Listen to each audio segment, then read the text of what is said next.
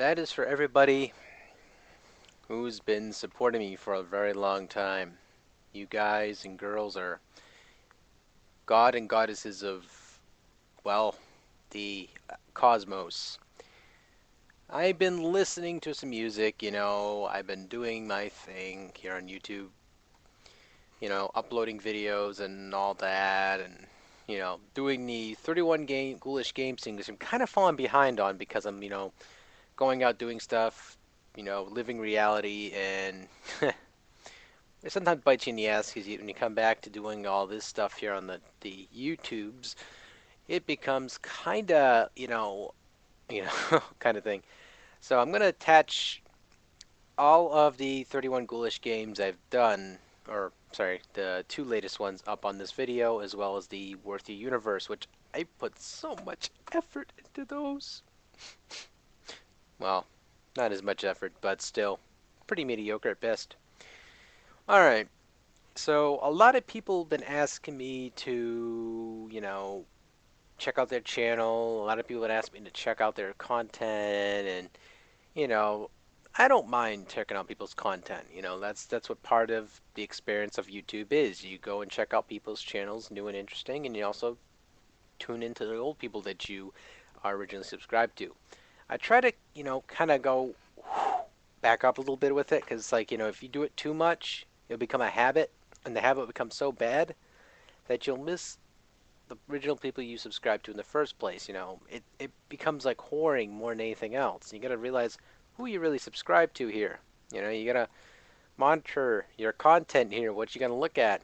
But nonetheless, I found three cool channels, and one of them I know personally, not in real life, but known this guy for quite some time as well, because he had to, relaunch his channel. He felt like he needed to. It's AmidstStorm. Now, he's my friend Ben. He's a pretty awesome guy.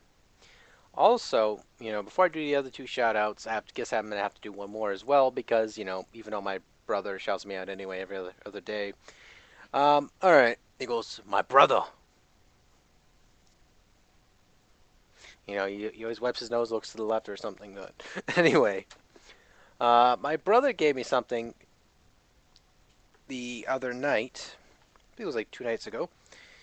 He gave me a Commodore Plus 4. He got this from a trade, like for a Blu-ray player, as it were.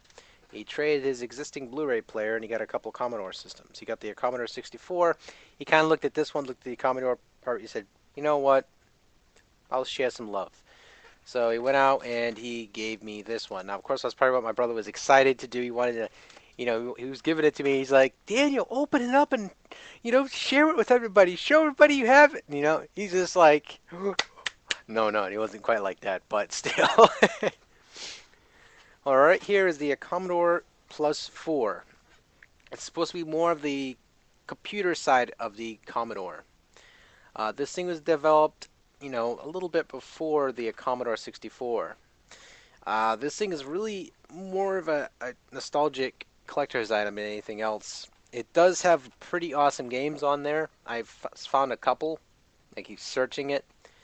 And it's not easy to find games for this computer at all. It's not easy. I mean, it's really easy to hook it up, it just has the RF switch on the side there. You just plug it in from the RF switch, which you can use from a standard Nintendo controller, or use a, one of those RF to RF outlet thingy converter things. And, you can plug it in. I mean, this thing is a pretty heavy machine.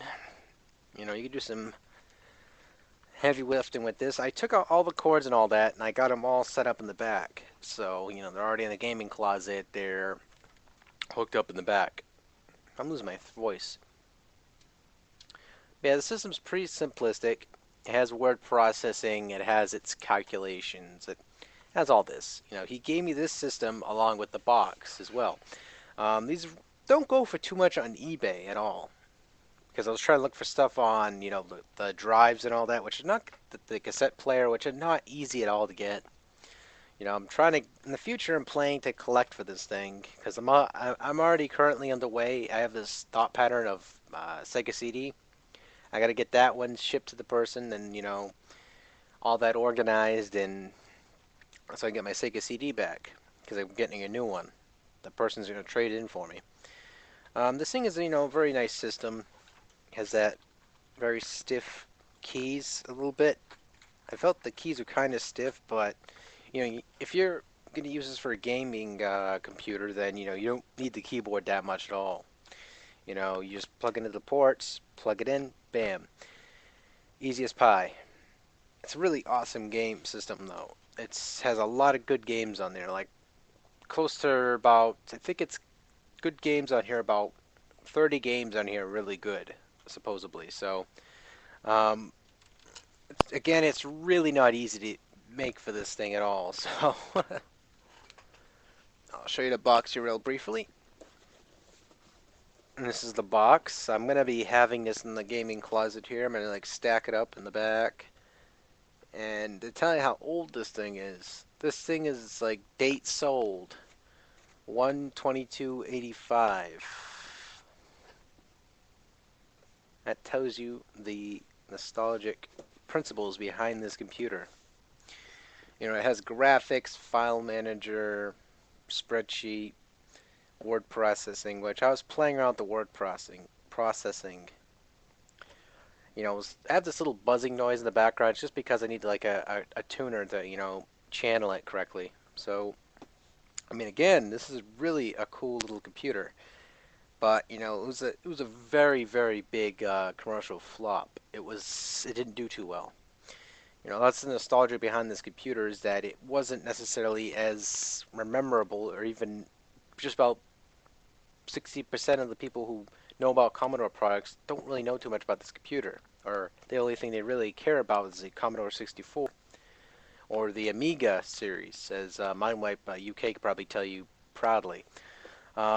Again, I mean, it's not very easy to collect for. I mean, you could probably find like a dime a dozen for the discs themselves, but the drives themselves, I mean, it's easy, but yet not easy. I mean, it's clearly simple. It's was it a, I can't remember the number, but you just grab it can work with like its own little big, thick drive, but again, it's not easy to collect for.